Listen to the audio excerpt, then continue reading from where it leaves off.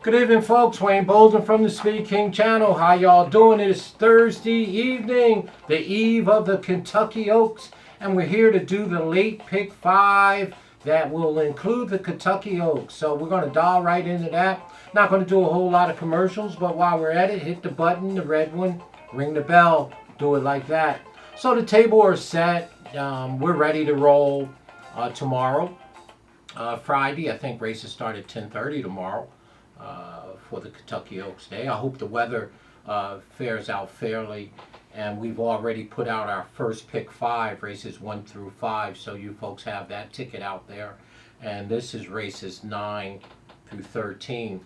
I'll fill in the blanks, those races 6, 7, and 8 for you once I'm finished this here. But before I get going and on the Kentucky Oaks, just like the Derby, as always, we wish the jockeys and the horses a clean trip around the racetrack, that nobody gets hurt and that everybody breaks clean and stay in their lane, and not just for that race but for all races, right? So we want everybody to come out of it safe, because it is a game. We're just having some fun. I know it's a business, but again, there's people's lives and horses' lives on the line, and we hate to see when bad things happen. So again, our prayers are out with those jocks and the horses, that everybody has a clean trip, not only on Friday but on Saturday as well. Let's dive into the late pick 5, starting in race 9. The horse Abrogate, the number 11 horse in the 9th race, is on our top 4 win bets for Friday. That's a previous video, and it is obviously it's a Steve Asmussen horse. Tremendous value on Abrogate, the number 11. He's 8-1. We think he should be about 3-1, and I'm sure he won't get off at 8-1. Very nice, very forward-moving horse. Line is his figures are in line. His equibase numbers are in line. His speed figures are in line, and it looks like she's ready to run a new top. So Abrogate is our top pick in the 9th race at 8-1. But there is 2 other horses in the race that we would suggest you use. The number 8, Caloso, and the number 10, Day Out of the Office, which is a very nice horse. Won the Champagne, Day Out at the Office. The number 10 horse, coming back off of a 175-day layoff, is a Grade 1 winner. The number 10, Day Out at the Office. So, you know, this horse should return running. So, wasn't willing, and I still may single the 11 in the 9th race, Abrogate, but we do have 3 here on the sheet for our pick 5. So you make your choices, add your selections, subtract from our selections, do your thing with your handicap, and then let's mix it together and come out on top. So in the first leg, we used 3 horses. We really love Abrogate. I'm probably going to single him. I know he's 8-1. In the second race, in the second leg, which is the 10th race, again, another horse that appears on our top win bets for Friday is Diamond Oops, better known as Oopsie, right? We like that horse. Patrick B. Combs making his 6-year-old debut. I believe it's 5.5 furlongs on the turf, and the horse runs tremendously when he's fresh. So he's making his debut as a 6-year-old. I really want a single Diamond Oops, more so than I do Abrogate. I know, and I will play a double, by the way, the 9th race to the 10th race. I will play Abrogate back to Diamond Oops pretty good, and I'll probably use those other 2 horses in the 9th race, the 8, Caleso, and Day Out as Park back to Diamond Oops. So, but the second leg, I really love Diamond Oops in there. It's 5-1 on the morning line. That is a huge overlay on Diamond Oops. But we did have 2 that we took out of there. The number 3, Fire. Fire is a very nice turf horse. Got very high speed figures. Very talented horse. And I wasn't willing to leave Fire off the ticket, the number 3, at 4-1. So in the second leg, we used 2 horses there. In the third leg, it gets a little tough. And you know what race that is, right? That is the Kentucky Oaks. Well, You know my pick there is search results. Chad Brown horse breaking from the 12 hole. But let me just clear something up. This is a very, very competitive race. The Kentucky Oaks is no walkover for nobody. And a travel column, which by the way, one of our listeners corrected me on his name. I was calling him Colony and his travel column. So thanks again. That's what our classy listeners do. And you know what? We all can learn from each other, and that's why we're classy. We know when we need to be corrected, and that's awesome. So thanks a bunch for correcting me on travel column. Travel column is obviously a very fast horse, a very talented filly. Malachi, Todd Pletcher's horse, is very talented. I threw him off the ticket here because I can't play them all.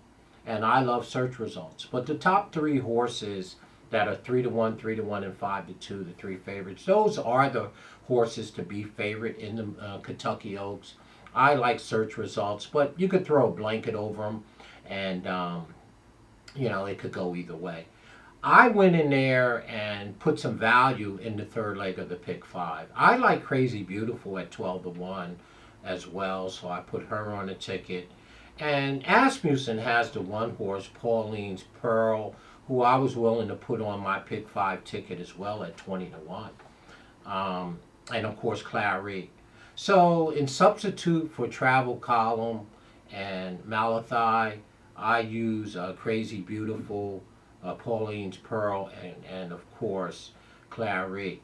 My top pick there, and I believe you could single search results. I just think it is my top pick for the Oaks, and I just think that it's going forward. The filly is going forward.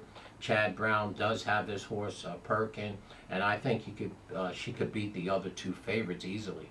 And if that doesn't happen, then the race falls apart, and someone like Crazy Beautiful, McPeak obviously could get those horses ready. Mr. McPeak is awfully good with fillies, as you know. See Swiss Skydiver for your reference. And of course, we know what Asmussen does with Pauline, Pearl, and Clary. So we use 4 in the third leg. Again, dress it up the way you want. Subtract, add, disregard, however you want to do it. But those are what I'm trying to build some value in the pick 5 as well, and not get overly excited before Derby Day and get killed. And in the fourth leg, I really, really do like the number 8 horse. I believe it's Chad Brown's horse and all his merry horses from the Untouchable barn of Brad Cox. The number 8 horse in the 12th race, More Than Unusual, is 7-2. That horse should win the race unless the number 14 horse draws in, who's on the AE list, by the way. And, if number 14 draws in, which is Enjoy It While We Can. That's the name of the horse, Enjoy It While We Can. The number 14 is on the AE. If that horse don't draw in, the 8 looks like he should win the race in the 12th race. The alternatives there in the 8th race, in the 12th race would be, let me see here, the 12 and the 6. So as it stands right now in the 12th race, we love the 8 horse, More Than Unusual, and if the 14, Enjoy It While You Can, draws in, then we use those two. If for some reason the number 14 horse don't scratch in, and you want an alternative with the 8, I would use it in this order, 12, 6. So remember, in the 12th race, if the 14 don't go, you can pick the 12 or the 6 to go along with the 8, all right?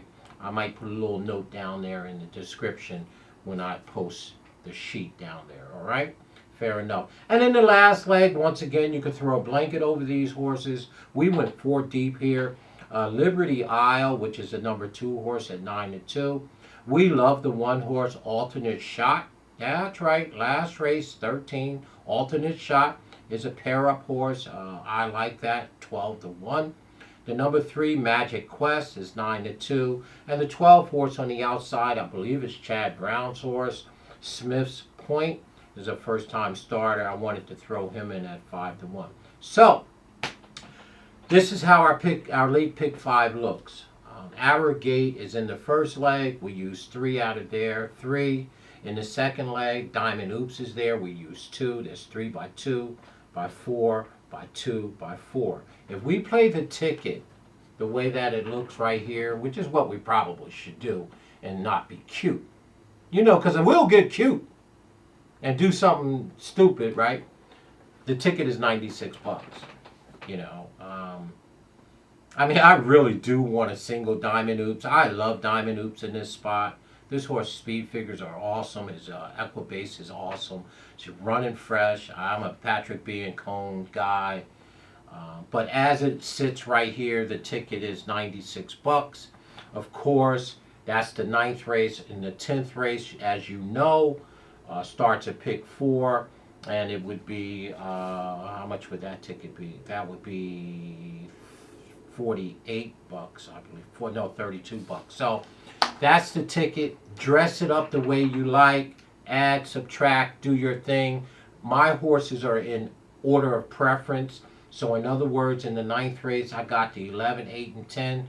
My top figure is always, you know, in sequential order. So if you do cut the ticket down, cut it down from the bottom up like that. And of course, unless you got something in your handicap and that tells you otherwise, then you do that. You add it with mine, and we do a collaboration thing, and we get the money home. All right. Always good. Remember, along the way, play doubles in these pick 5s, in a sequence of races. You see everything that I like. Play some pick 3s for $1, $2, 50 cents, you know, and try to make some money along the way. So we got 2 pick 5s out there. We got races 1 through 5, and we got races 9 through 13. So you know all of my picks. The races that are missing is races 6, 7, and 8. Well, those are going to be real easy, and you don't need me to give you races 6, 7, and 8. In race 6, that's the race that Max fills in, right? It's 4-5, and he looks like he should be 4-5 in race 6, so he should win. You don't need me to tell you that. In race 7, Aunt Pearl. Yeah, that's one of the untouchable horses from the untouchable barn of Brad Cox. Aunt Pearl, I believe it is. Again, 4-5, and should be 4-5. So races 6 and 7, maybe you'll play a double. Maxfield to Aunt Pearl. How's that? Right? But they're both 4-5. You don't need me to give you those horses. And if you need me, a professional handicapper, to give you those, then we all should probably just get away, right?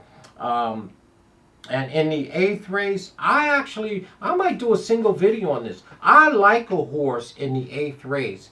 And you know, She Dares the Devil was in that race, right? At 8-5, looking like he's an underlay. I like Sanus. I think it's Sanus. He's 10-1. I think the horse should be 7-2, which is the number 6. So again, races 1 through 5 I have out there already.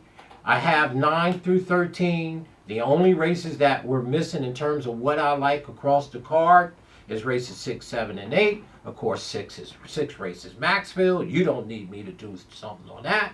Of course, race 7 is Aunt Pearl. You don't need me for that. And in the 8th race, She Dares the Devil was in it. I like the 8. So let's take the 2 and the 8 there and do some work. Maybe we'll do a pick 3, 6, 7, and 8 and call it a day. So there you go, folks.